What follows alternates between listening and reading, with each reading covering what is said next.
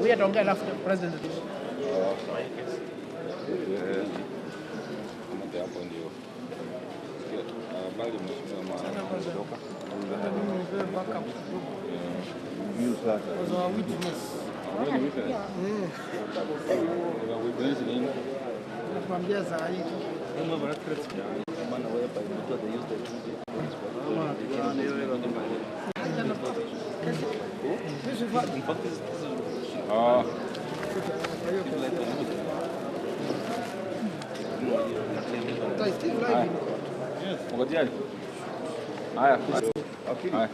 Close up and do it in the space.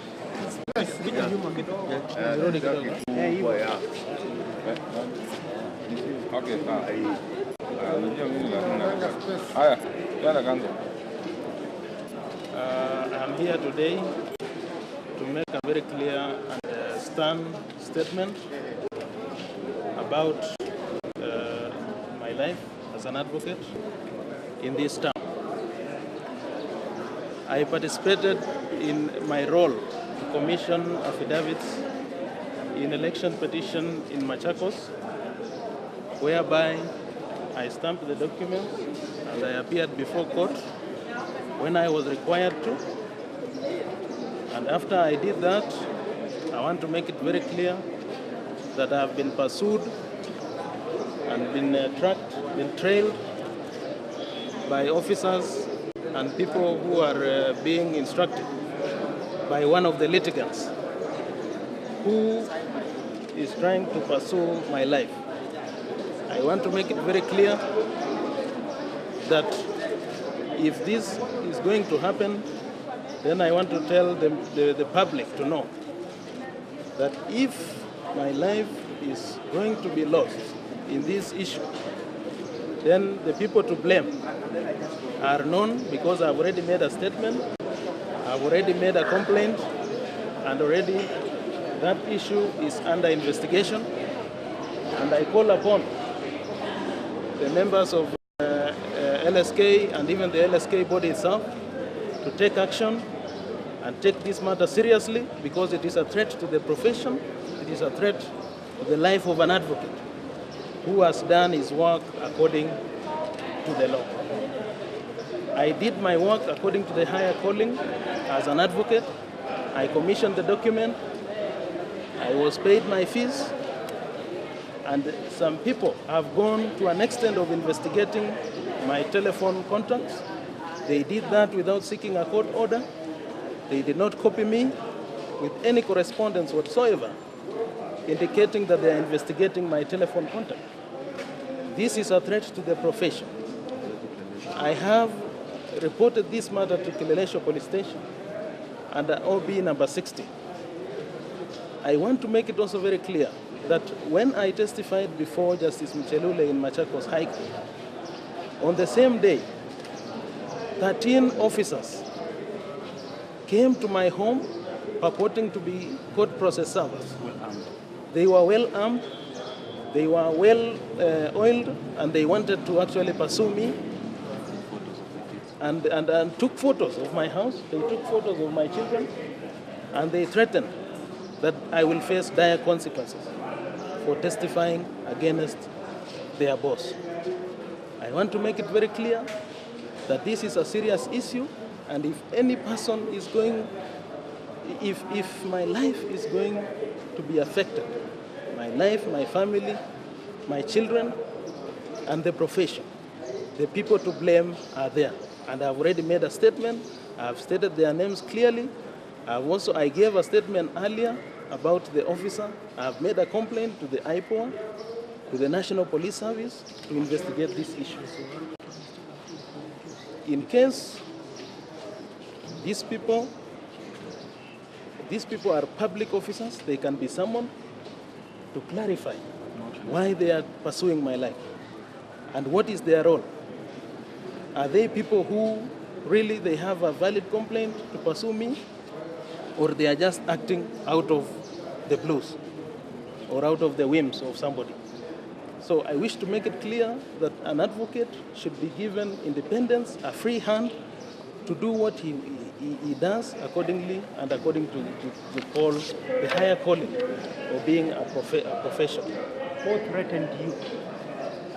Your name, who threatened you? I stated that to the police, that the person who threatened me is Alfred Mutua, the governor of Machakos. With his officers who have been always pursuing me, they've been tracking me all the time, despite even seeking a court order. They are still pursuing me. This is the court order, which we have obtained, and we have served the DPP, and we have served the DCI. Even Mr. Ndegwa Muhoro himself has been served with this court order. Why are they pursuing me? Why are they pursuing my family? Why are they threatening me? I did my work in accordance with the law. I did my work as an advocate. I commissioned the affidavits. I witnessed the document. Why are they pursuing me? Why are they pursuing me? We need to maintain one position. The level of corruption and impunity that has permeated the current administration is one that cannot be permitted to get into the realm and the business of advocates. Not so long ago, we conglomerated here because state-sponsored individuals had killed Willie Kimani. And that's something that we remember very well. And when an advocate comes out here and says that his life is in danger, this is not a joke. We should not be told that this is a case where thugs and not individuals affiliated to the government are involved. Because an individual has been named as Alfred Mutua. Alfred Mutua's election is being challenged in a court of law.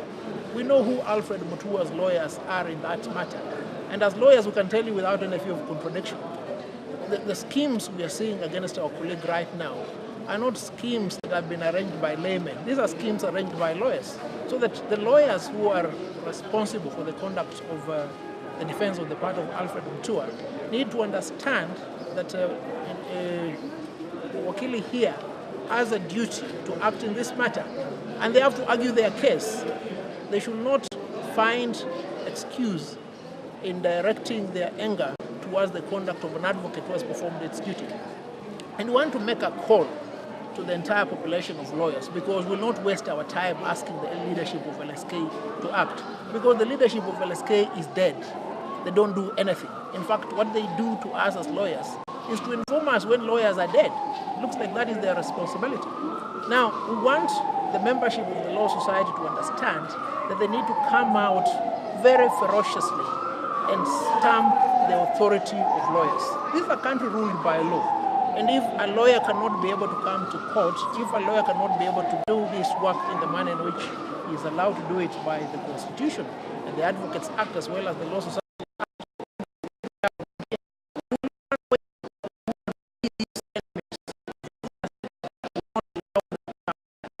And lastly, we want to make it very clear to these individuals that we will not cow, we will not hide.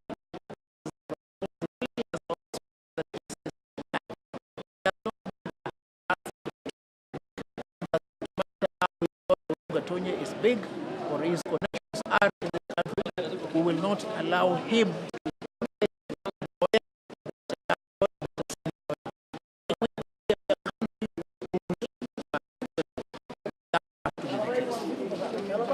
One of the lawyers representing the Honorable Wavinya Ndeti in that matter. Not only the advocate Ham Lagat was threatened, but also the son of Wavinya Ndeti was threatened with a gun inside court. And even the day officers had come to court armed. And you know, we don't go to court armed. We know court is a place we look for justice.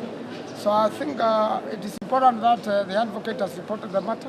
Let the whole country know, should anything happen to him, his wife, his children, or any other relative or associate of himself, then we know who to blame. And let it not be a practice that when a lawyer tries to do justice, when Ham Lagat gave evidence to say that I signed these documents, let them face justice. What is Alfred Mutua scared of? The case is now over. We'll be making submissions on 24th, and we look forward to a favorable judgment so that justice is done in Kenya. There has been even attempts to intimidate the judge, and they have failed. This country cannot be run by intimidation of advocates, judges, and anybody who is associated with the justice and elections. It is important that Kenyans be allowed to exercise their sovereignty as it is enshrined in the Constitution, and there's nothing wrong with an advocate giving evidence in court or running their affairs. Now they're interfering with his business, they're interfering with his court attendance, they're interfering with his clients, and he's suffering damages for that.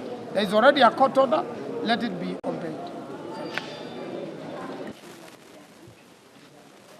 One, to enable him pursue his medical treatment and prepare for the hearing adequately.